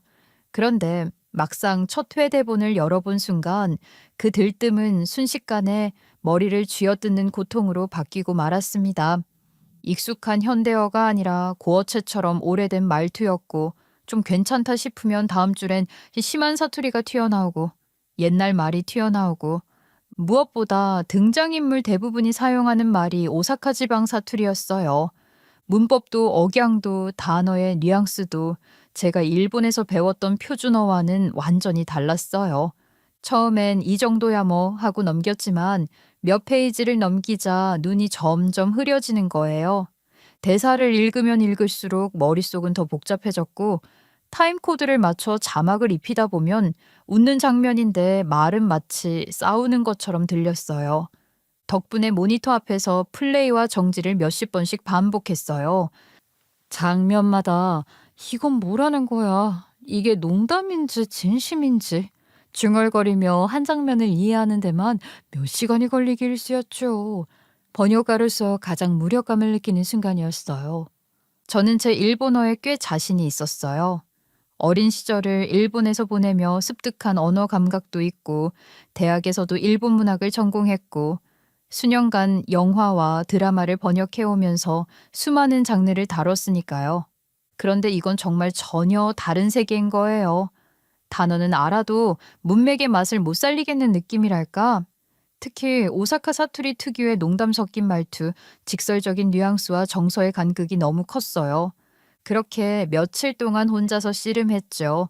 새벽 3시까지 컴퓨터 앞에 앉아 대본을 붙잡고 있었고 하루에 커피를 대여섯 잔은 마셨어요. 그런데도 진전이 없었어요.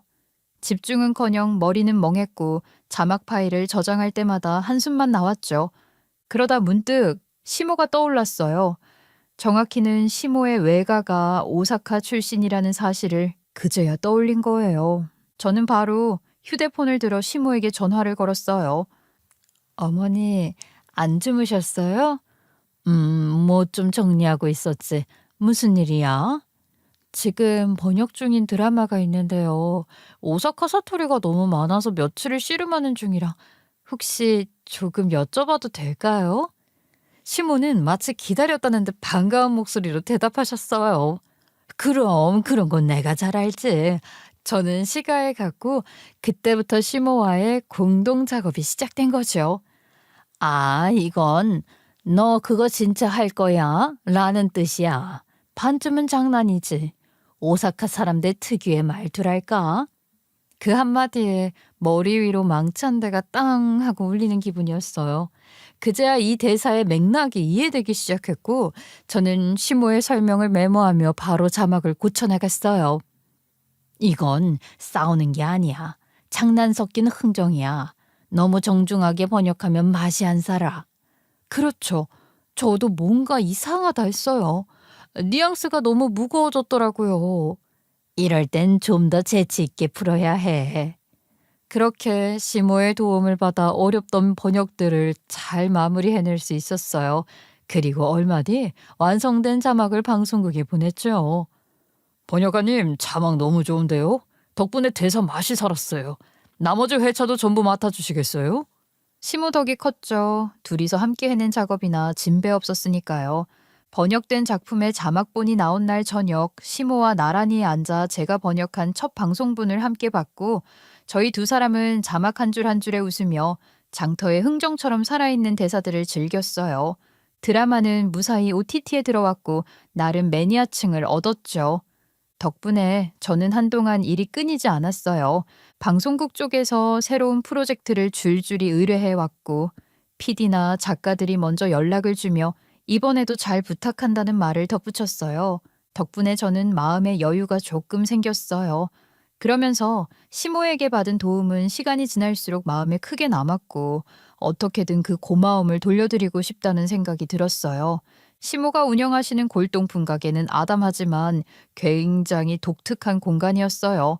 겉으로 보기엔 지나치기 쉬운 조용한 가게였지만 문을 열고 들어서면 마치 시간의 결이 느껴지는 듯한 분위기가 있었죠. 입구 오른쪽엔 오래된 찻잔과 다완, 접시들이 가지런히 진열되어 있었고 벽 한쪽에는 일본의 장인이 직접 만든 다도 세트가 고요하게 전시되어 있었어요. 시모는 손님이 오면 항상 정성스럽게 설명해 주곤 하셨죠. 이 찻잔은요, 규슈 쪽 장인이 빚은 거예요. 유약이 보통 것과는 달라요. 빛이 은근하게 돌아서 차를 따라도 색이 흐려지질 않거든요.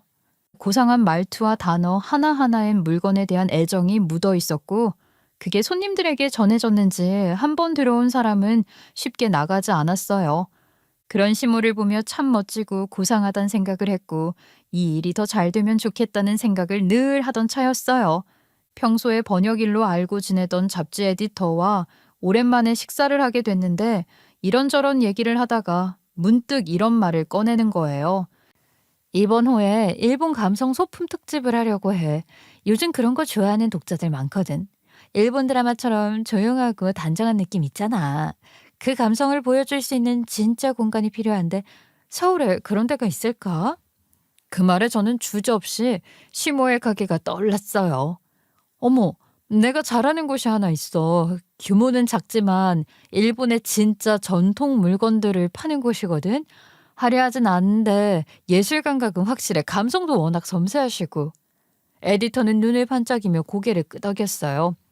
흥미로운데? 바로 그런 데가 필요했어. 대형 브랜드는 이제 좀 지겨워. 진짜 장인의 손길이 있는 곳이 좋지. 아무래도 시모 성격상 이런 제안을 갑자기 드리면 부담스러워 하실 수 있을 것 같아 그날 저녁 시모에게 말씀을 꺼냈어요. 어머니, 혹시 잡지사에서 인터뷰랑 촬영 한번 해도 괜찮으세요? 일본 감성 소품 특집을 한다는데 어머니 가게가 딱 어울릴 것 같아서 제가 추천했거든요. 에이, 그런 데는 좀 큰 가게들이 나가는 거지. 우리처럼 작은 데가 뭐 볼 게 있다고. 아니에요. 오히려 그런 곳이 진짜라고 하더라고요. 대형 브랜드는 다 비슷해서 식상하대요. 어머님 가게는 분위기도 있고 설명도 정감 있고. 그게 매력이에요. 그래? 그럼 한번 나가볼까? 괜히 어색할까봐 좀 걱정되긴 하지만. 에이, 괜찮아요. 어머니 평소처럼만 하시면 돼요. 인터뷰라기보다 그냥 손님한테 설명해 주신다는 생각으로요. 그 주 주말 잡지사 에디터와 사진작가가 함께 시모의 가게를 방문했어요. 시모는 평소보다 살짝 긴장하신 표정이었지만 막상 손님들을 마주하자 평소처럼 자연스럽게 행동하셨어요. 특유의 조근조근한 말투로 찻잔과 다완 하나하나에 깃든 이야기를 꺼내셨어요. 이 찻잔은요, 일본의 시골 공방에서 직접 들여온 거예요. 색감이 참 고요하지요. 차를 따르면 마치 비 오는 날의 하늘색 같아요. 조용히 빗물이 고이는 느낌이랄까요? 에디터는 시모의 표현에 감탄했어요. 고개를 끄덕이며 열심히 메모했고 사진작가는 빛이 정말 잘 잡힌다며 여러 각도로 촬영을 이어갔어요. 진짜 좋다. 촬영 잘 나올 것 같아요. 여기 조명도 은은해서 사진의 느낌이 살아있어요. 시모는 수줍은 듯 웃으시며 찻잔을 돌려 보여주셨어요. 이 무늬가 참 오묘하지요. 밤에 보면 또 달라요. 그렇게 인터뷰는 예정보다 훨씬 길어졌고 시모는 어느새 평소보다 훨씬 차분하고 자신감 있는 모습으로 자신의 이야기를 풀어가셨어요. 얼마 뒤 잡지가 발간됐고 시모의 가게는 일본 감성 특집의 한 페이지를 장식했어요. 사진도 멋지게 실렸고 시모의 설명이 인용된 문장들도 감각적으로 정리되어 있었어요. 그리고 그 잡지가 나오고 나서부터 가게를 찾는 손님이 눈에 띄게 늘어나기 시작했지요. 특히 20, 30대 여성 손님들이 잡지를 들고 찾아오곤 했어요. 맞아요. 이거예요. 여기 잡지에서 본 거요. 실제로 보니까 더 예쁘네요. 그럴 때마다 시모는 부끄러운 듯 미소를 지으며 대답하셨어요. 네, 기사에선 사진이 좀 밝게 나왔지요. 실제 색은 이게 원래예요. 더 고상하지요. 손님은 진짜 그렇네요 하며 사진과 실물을 번갈아 보며 감탄했고 시모는 찻잔을 조심스럽게 꺼내 보여주셨어요. 그 모습이 어찌나 흐뭇하던지 저는 한쪽에 서서 괜히 입꼬리가 올라가더라고요. 오늘 참 이상했어. 낯선 사람들이 내 물건을 알아보고 찾아온다는 게 신기하면서도 참 기분 좋더라. 다 네 덕이다. 제가 뭘 한 게 있나요? 다 어머니 덕이에요. 그런 감각과 정성이 있으니까 사람들이 느끼는 거죠. 이 나이에 내 이름이 잡지에 실릴 줄은 몰랐네. 덕분에 좋은 경험했어. 고마워. 그러던 어느 날 엄마에게서 전화가 걸려왔어요. 선재야, 엄마 허리가 끊어질 것 같아. 못 움직이겠어. 그 한마디에 심장이 덜컥 내려앉았어요. 전화를 끊자마자 택시를 잡아 타고 엄마 집으로 달려갔고 안방문을 여는 순간 엄마는 침대 모서리에 거의 눕지도 앉지도 못한 채 웅크린 자세로 계셨어요. 얼굴은 창백했고 움직이시려 할 때마다 눈가에 경련이 일었어요. 부축도 쉽지 않아 겨우겨우 모시고 병원에 도착했을 땐 이미 다리에 저림 증상이 심하게 진행된 상태였어요. MRI 결과 디스크가 파열되어 신경을 눌렀고 그 통증이 다리까지 퍼지고 있다고 했죠. 의사는 가능한 한 빠르게 수술을 진행해야 한다고 하더군요. 무용수로 살아오신 분이다 보니 허리 디스크는 늘 고질병처럼 안고 계셨지만 관리를 철저히 해오셨던 분이라 그 정도일 거라고는 전혀 예상하지 못했는데 생각보다 훨씬 심각한 상황이더라고요. 그날부터 저는 병실에 상주하다시피 하며 간병을 시작했어요. 링거 교체 시간, 진통제 투여 간격, 체온 체크까지 제가 직접 챙겼고 밤에는 쿠션을 바꿔가며 자세를 조정해드리고 얼음찜질을 해드렸어요. 원래 활동적인 성격의 엄마는 누워만 있는 상황이 더 괴로우셨는지 어느 날엔 눈물을 글썽이며 말씀하셨어요. 내 몸이 내 몸 같지가 않아. 예전엔 이렇게 하루 종일 누워있으면 몸이 근질거려서 못 견뎠는데 지금은 움직이려 하면 다리가 안 따라줘. 엄마, 다시 움직일 수 있어. 그러니까 일단 지금은 쉬어야지. 예전처럼 움직이려면 더 천천히 회복해야 해. 근데 말이야, 내가 병든 노임처럼 느껴져. 이젠 춤은커녕 우리 손주 손잡고 걷는 것조차 못할까봐 그게 너무 무서워. 그 말을 듣는 순간 가슴이 아릿했어요. 엄마는 늘 무대 위에 있었고 그게 전부인 사람이었는데 이제 그 무대를 다시 못 오를지도 모른다는 두려움을 느끼고 계시다는 게 너무 마음 아팠죠. 엄마를 돌보는 건 마음 아팠지만 그러는 와중에도 번역 마감은 그대로 다가오고 있었어요. 이메일로는 계약 관련 수정 요청이 계속 들어왔고 자막 싱크 작업도 점검해야 했죠. 엄마의 병실 한쪽 탁자에 노트북을 올려두고 일을 병행하는 수밖에 없었어요. 의자에 앉아 있는 것도 마음 편치는 않았지만 일을 놓을 수는 없었으니까요. 그렇게 몇 날 며칠을 병원과 작업 사이를 오가며 지내던 중 어느 날 USB 하나가 필요해진 거예요. 새로 맡은 영화 자막 초안, 계약서 스캔본, 그리고 단어 정리 엑셀 파일 등 전부 그 USB 안에 들어 있었거든요. 그런데 그걸 병원에 가져오는 걸 깜빡한 거예요. 얼른 집에 잠시 들러야겠다 싶어서 잠깐 짬을 내어 다녀오게 됐어요. 그런데 현관문을 여는 순간 뭔가 이상했어요. 며칠을 비운 집인데도 너무 깨끗한 거예요. 현관 바닥엔 먼지가 하나도 없었고 주방엔 싱크대 물기까지 닦여 있었어요. 순간 남편이 청소라도 해둔 건가 싶었지만 곧 눈에 띈 건 냉장고에 붙은 노란 포스트잇이었어요. 너 간병하느라 바쁘다길래 내가 좀 들어가서 청소 좀 했어. 쓰레기도 버리고 먼지도 다 털었다. 시모의 글씨였어요. 시모가 말도 없이 다녀간 게 좀 당황스러웠지만 일단 급한 대로 책상으로 달려가 USB를 찾기 시작했어요. 그런데 항상 외장하드 옆에 두던 은색 USB가 사라져 있는 거예요. 온 방을 뒤졌고 서랍안도 다 열어봤지만 아무리 찾아도 보이지 않았어요. 손에 식은땀이 맺혔죠. 저는 한참을 찾다 시모에게 전화를 걸었어요. 어머니, 혹시 책상 위에 있던 USB 못 보셨어요? 은색이고 조그마한 거예요. 외장하드 옆에 뒀던 건데. 아, 그거? 책상 위에 먼지랑 뒤엉켜서 버렸다. 책상 위에 있는 건 다 버리면 되는 건 줄 알았는데. 버렸다고요?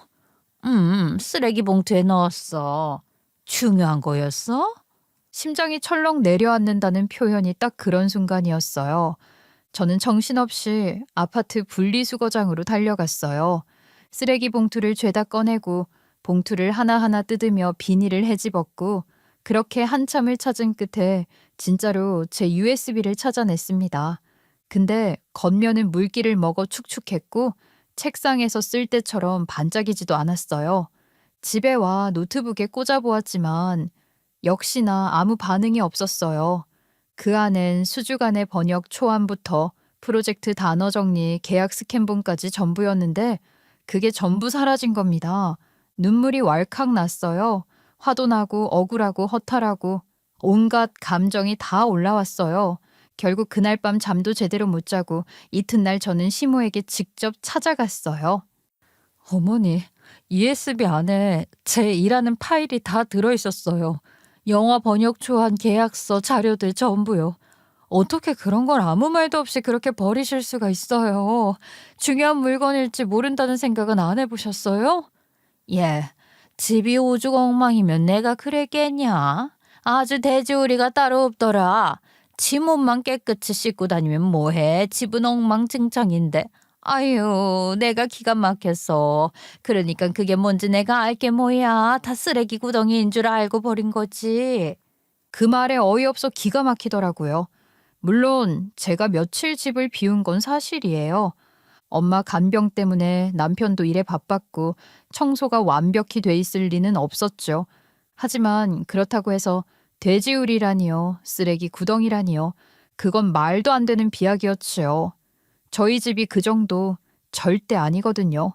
모델하우스 수준으로 깔끔한 건 아니어도 누구 데려와도 부끄러울 만한 공간은 아니에요. 근데 그런 소리를 하다니 어이가 없더라고요. 돼지우리라니요. 그런 돼지우리 보셨어요? 그리고 아무리 청소를 해주신다고 해도 저한테 말씀은 하셨어야죠. 내가 뭘 나쁘게 한 것도 아니고 도와주려고 했던 건데 어디서 큰 소리야? 요즘 시애미들이 며느리 눈치 보고 산다더니 내가 딱 그 짝이구나. 나 참 좋은 일 한번 해주고 괜히 욕 얻어먹네. 기가 막혀서. 아휴. 사돈 낱말하네 싶더라고요. 지금 기가 막힌 게 누군데. 그리고 그때 알았죠. 시모는 아무리 친하게 지내봐야 시모라는 것.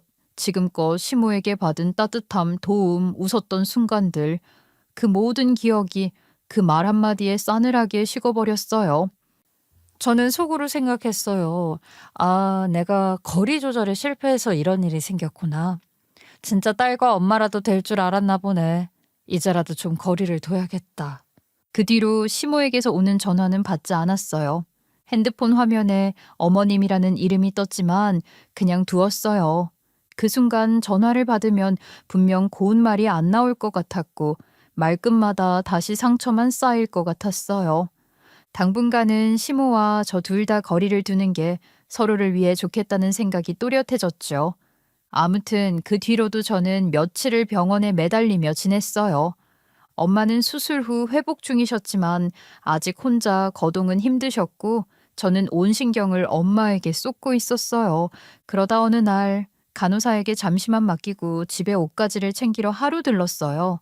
남편은 출장을 가서 집엔 아무도 없는 상태였고 밤이 깊은 시간이었죠. 택시에서 내려 엘리베이터를 타고 올라가 문이 열리자 그 순간 저는 그 자리에서 굳어버렸어요. 현관 복도 한가운데 제 짐들이 박스째 쌓여 있는 거예요. 옷가방이 터져 속옷이 흘러나와 있었고 신발 박스며 책까지 낡은 박스에 구겨져 나와 있었어요. 이게 뭔 일인가 싶었죠. 뭐 도둑이라도 들었나 싶어 문을 열자 안에서 시모가 나왔어요. 너 잘 왔다 그래. 내년은 내가 사준 집에서 살 자격이 없어. 며느리 노릇할 생각이 없으면 그냥 나가라. 왜 굳이 붙어있니? 그 목소리는 제가 알던 시모의 것이 아니었어요. 평소 다정하고 느긋했던 말투는 완전히 사라졌고 얼굴은 분노로 붉게 상기되어 있었어요. 어머니, 갑자기 왜 이러세요? 무슨 일로 이러시는 거예요? 내가 전화했잖아. 그것도 몇 번이나. 그런데 어떻게 내 전화를 그렇게 무시할 수가 있니? 저 병원에 있었잖아요. 엄마 때문에 정신이 하나도 없었고. 그리고 어머님 덕분에 작업 자료를 다 날려서 다시 처음부터 조사하느라 정신이 없었어요. 어머님 덕이에요. 근데 제가 전화 2번 놓친 걸로 지금 이러시는 거예요? 전화 2번? 그 전화가 무슨 전화인 줄이나 알고 그래? 나랑 친한 일본 거래처에서 급히 통역이 필요하다잖아. 내가 내 연락처도 넘겨줬는데 그 사람들이 나한테 뭐라고 하겠니? 잘해주면 뭐해? 결국 필요할 땐 연락도 안 되고 지엠이 챙기느라 시엠이는 남을 나라 하는데. 그제야 왜 이러는지 감은 잡혔지만 그게 이런 행동을 정당화할 이유가 될 순 없었어요. 어머니, 그런 일이 있으셨으면 문자라도 남기시지 그랬어요. 그럼 전화를 바로 드렸겠죠. 그리고 아무리 화가 나도 이게 다 무슨 짓이에요, 정말? 됐어. 이제 다 소용없어. 내 집은 이미 정리했어. 나가. 이 집은 내가 내 아들 위해 산 거니까. 말도 안 되는 소리에 어이가 없었어요. 아무리 처음에 집을 해준 게 본인이라고 해도 여기는 분명 남편과 사는 저희 집인데 마음대로 쳐들어와서는 제 짐을 복도로 내다 놓고 나가라고 외치는 상황이 무슨 코미디 쇼처럼 현실감이 없더라고요. 시모를 똑바로 바라보다가 피식 웃음이 나왔어요. 네, 좋아요. 지금 바로 나가드릴게요. 대신 어머님도 각오하셔야겠죠? 저한테 이렇게 하시는 이상 책임도 같이 지셔야 하니까요. 그 말에도 시모는 겁도 없이 덤볐지만 시모는 자신이 무엇을 자극했는지 몰랐어요. 시모는 저를 건드리면 안 됐거든요. 제가 뭘 쥐고 있는지 알았더라면 이런 식으로 도발하진 않았을 거예요. 그 시작은 며칠 전 일본 도자기 관련 특집 번역을 맡으면서였습니다. 자료 조사를 위해 국내 수입 업체 리스트를 확인하다가 익숙한 이름 하나가 눈에 들어온 거예요. 시모 가게 이름이었어요. 처음엔 그냥 반가웠어요. 어머님 가게가 일본 쪽에도 등록되어 있구나 하고 스크롤을 내리는데 그 옆에 달린 주석 하나가 눈에 들어왔어요. 최근 가짜 장인명 도용 의혹으로 협회 조사 중. 순간 눈을 의심했어요. 설마 했죠. 일단 확인이 필요했어요. 그게 사실이라면 큰일이고 아니더라도 억울한 오해라면 해명되어야 했으니까요. 그래서 저는 곧바로 일본 쪽 지인에게 연락했어요. 예전에 통역일 하면서 알게 된 분의 지인을 통해 일본 공예협회에서 일하는 분과 연결이 가능했거든요. 메일을 보낸 다음 날 답장이 왔어요. 예, 사실입니다. 해당 업체에서 판매한 도자기 중 일부는 하마다 공방 제품이라고 기재되어 있으나 하마다 공방은 15년 전에 공식 폐쇄됐습니다. 그리고 사용된 장인 이름은 사망 이후 상표 등록된 보호 대상입니다. 저는 다시 사진 몇 장을 첨부해 보냈어요. 그런데 혹시 이 제품은 진짜 장인 작품일까요? 잠시 후 돌아온 메일의 답장은 단호하고 간단했어요. 전형적인 모조품입니다. 전형적인 저가 공장에서 찍어내는 제품이에요. 가격은 개당 1,000엔 이하입니다. 그 말에 등줄기에서 식은땀이 흘렀어요. 저는 곧장 시모가게 홈페이지를 샅샅이 살폈어요. 그곳에는 땡땡 공방 정품, 일본 장인 하마다 케니치 감수작, 전통도의 기법 재현 같은 문구가 버젓이 적혀 있었어요. 그런데 제가 받은 사진과 비교해 보니 동일한 라인, 동일한 모양, 동일한 유약의 색감, 심지어 라벨에 인쇄된 일본어는 문장조차 매끄럽지 않았어요. 일본어를 모르더라도 구글 번역에 돌리면 어색하다는 걸 알 수 있을 정도였어요. 더 확실한 증거를 찾기 위해 문화재청 사이트에 들어가 수입 통관 내역을 검색했어요. 시모의 사업자 등록번호로 검색한 결과 도자기류는 전부 생활용품, 일반 도자기로 분류되어 있었어요. 장인품이라는 항목은 단 하나도 없었고 전시용 혹은 예술품으로 분류된 건 전무했어요. 그리고 가장 충격적인 건 따로 있었어요. 시모가 명함에 쓴 문구. 감수 땡땡대학교 문화콘텐츠학과 교수 조영오. 그건 바로 시부의 이름이었어요. 시부는 학계에서 어느 정도 이름이 알려져 있었거든요. 그런데 그 이름이 마치 감수자이자 품질 인증자처럼 인쇄된 명함에 함께 적혀 있었어요. 하지만 시부는 도자기에 대해 전혀 몰라요. 관심도 없고 실제로 시모의 가게에 대해 전혀 개입하지 않았고요. 그런데도 시모는 그동안 시부의 이름을 팔아 신뢰를 얻고 일본 도자기라며 싸구려 공장 제품을 고가에 팔아온 거였어요. 이건 단순한 감성 장사의 문제가 아니었어요. 명백한 허위 광고이자 문화 왜곡에 가까운 사기였죠. 이거 보통 일이 아니다 싶더라고요. 그때부터 저는 하나씩 차곡차곡 증거를 정리하기 시작했어요. 가게 홈페이지 캡처, 상품명과 설명, 명함 사진, 수입 내역, 일본 사이트에서 동일 제품을 판매 중인 링크, 그리고 메일 내용까지. 아직은 조용히 아주 정밀하게 준비해야 할 때였어요. 남편에게는 아직 아무 말도 하지 않았어요. 증거가 완전히 갖춰지기 전까지는 섣불리 말하면 안 될 것 같았어요. 언제 알려야 할지 고민하던 쯤 때마침 이런 타이밍이 와버린 거예요. 짐을 내다 버리고 며느리를 쫓아내려는 어이없는 퍼포먼스. 이제야 누가 누구를 내쫓을지 곧 알게 될 시간이었죠. 그리고 저는 그걸 정확하게 보여줄 준비가 되어 있었어요. 저는 그동안 모아둔 모든 증거 파일을 하나하나 정리했어요. 날짜별로 폴더를 구분했고 각 항목엔 짧은 설명을 붙였어요. 특히 시모가 몇천 엔짜리 도자기를 수십만 원에서 많게는 수백만 원에 팔았다는 증거, 외삼촌의 이름을 가짜 일본 장인으로 둔갑시켜 쓴 정황, 그리고 판매 명함에 시부의 이름을 감수자로 명기한 사진은 따로 압축해 별도 폴더에 보관했어요. 그리고 다음 날 밤 남편이 출장을 마치고 돌아오자마자 저는 거실에 노트북을 펼쳤어요. 남편은 피곤한 얼굴로 앉았지만 제가 노트북을 열고 일본 도매 사이트 사진과 시모의 가게 제품 사진을 나란히 보여주는 순간 눈이 휘둥그레졌어요. 잠깐만, 이게 다 사실이야? 전부 확인했어. 일본에서 아주 저가 공장에서 생산되는 도자기들이야. 남편은 처음엔 믿기지 않는다는 듯 아무 말도 하지 않았어요. 몇 분을 그대로 노트북을 들여보다가 결국 한숨을 쉬며 입을 열었어요. 이걸 아버지한테 보여드려야지. 보여드려야지. 이건 단순히 어머님 개인의 실수가 아니라 아버님 이름을 팔아서 사람들을 속인 거잖아. 다음 날 저희는 시부를 찾았어요. 그리고 준비한 자료들을 하나하나 설명드렸습니다. 이건 어머님이 일본 장인 이름으로 소개하신 제품인데요. 일본 공예협회에서 확인한 바로는 모조품입니다. 실존 장인은 15년 전에 작고하셨고 그 이름은 저작권 등록이 된 상태입니다. 시부는 조용히 손가락으로 터치패드를 움직이며 이미지 하나하나를 넘기셨어요. 그러다 자신이 감수자로 표기된 명함 사진을 보는 순간 손끝이 멈췄어요.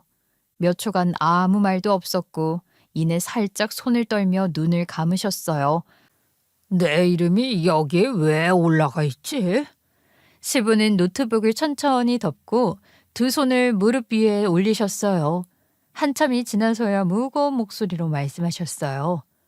나는 평생 문화윤리를 가르쳐왔고 학문 앞에선 항상 부끄럽지 않은 태도를 가지려 했는데 이건 내 이름을 단순히 이용한 문제가 아니야. 내 학문 인생 전체를 짓밟은 일이야. 그 말 한마디에 저도 남편도 아무 대답도 할 수 없었어요. 그저 조용히 고개를 숙일 수밖에 없었죠. 그날 저녁 집안은 발칵 뒤집혔고 시모는 시부에게 변명을 늘어놓기 시작했어요. 여보, 오해야. 당신 이름은 그냥 잠깐 홍보용으로만 쓴 거야. 그리고 진짜 장인 물건도 있었단 말이야. 시부는 아무 반응도 없었고 시모는 조급해진 듯 손을 모아 읍소하기 시작했어요. 있었어, 정말이야. 한두 점이라도 진짜가 있었단 말이야. 전부 사기는 아닌 거잖아. 그게 실은 요즘 일본 공방이 다 문 닫고 은퇴하고 하니까 어쩔 수 없었어. 사람들 속이려던 건 아니었어, 진심이야. 시부는 테이블에 놓인 서류를 손으로 밀치듯 치셨고 단단하게 굳은 얼굴로 책상을 내리치셨어요. 한두 점이 진짜면 그럼 사기가 아닌 게 되나? 당신은 내 이름으로 사기를 쳤어. 내 직업과 명예로 사기 장사를 했다고. 이건 단순한 실수가 아니야. 이건 내 학문 전체에 대한 모욕이야. 알아?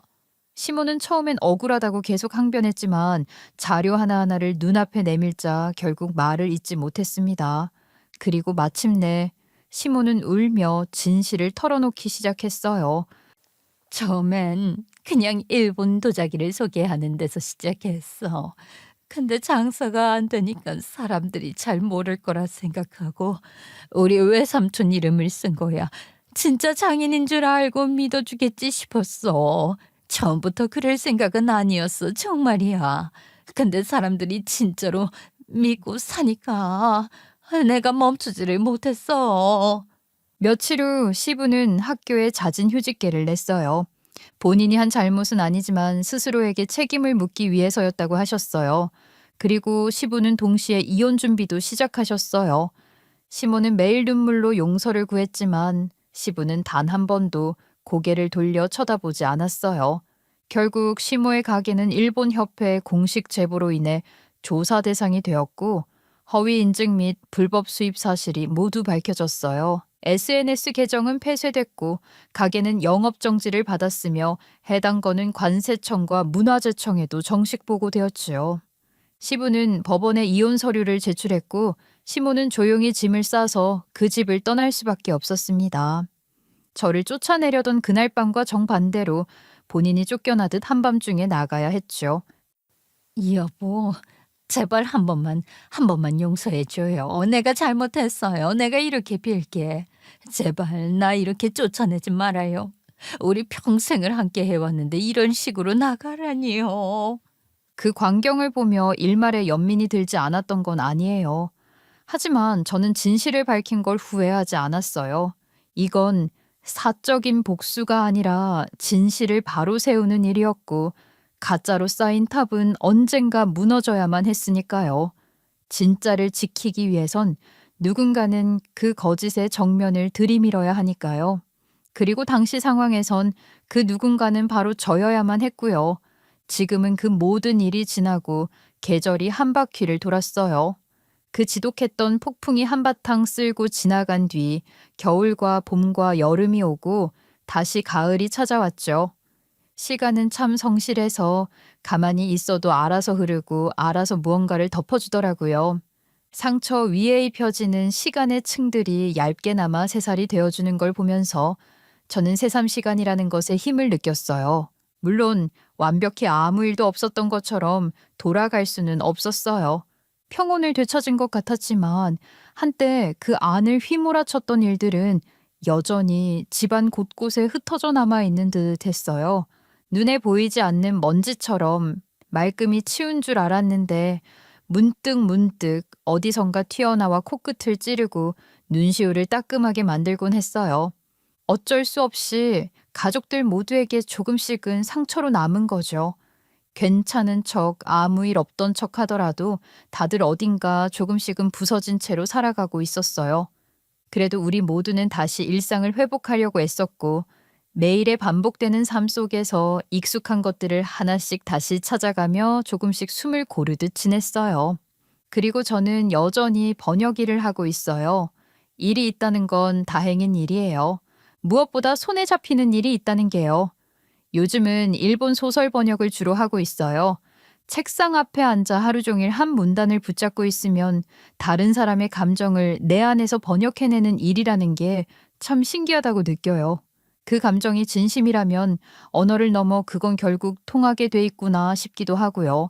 때로는 주인공보다도 등장하지 않는 주변 인물 하나가 더 마음에 깊이 남기도 해요.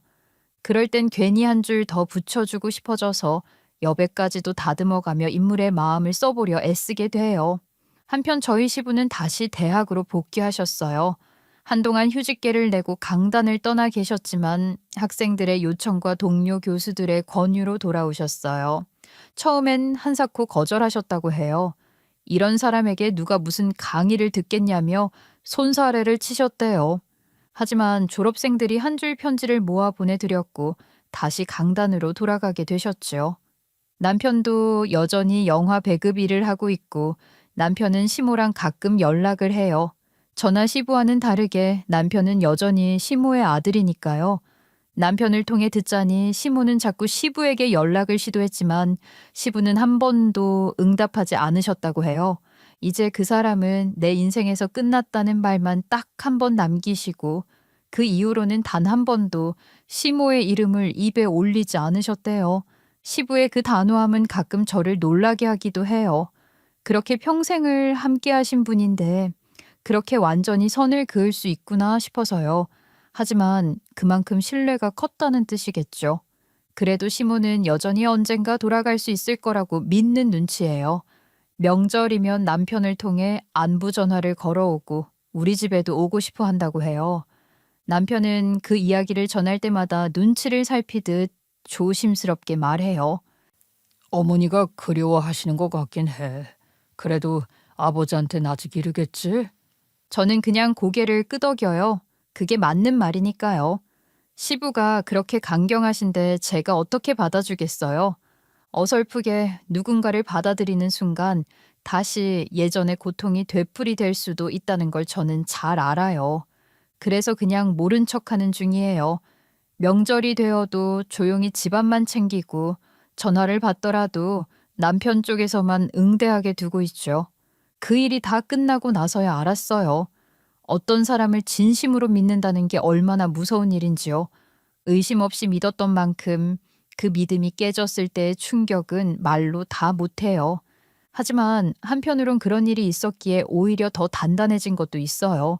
누굴 믿을지 또 어디까지 믿을지 사람을 보는 눈이 생겼달까요.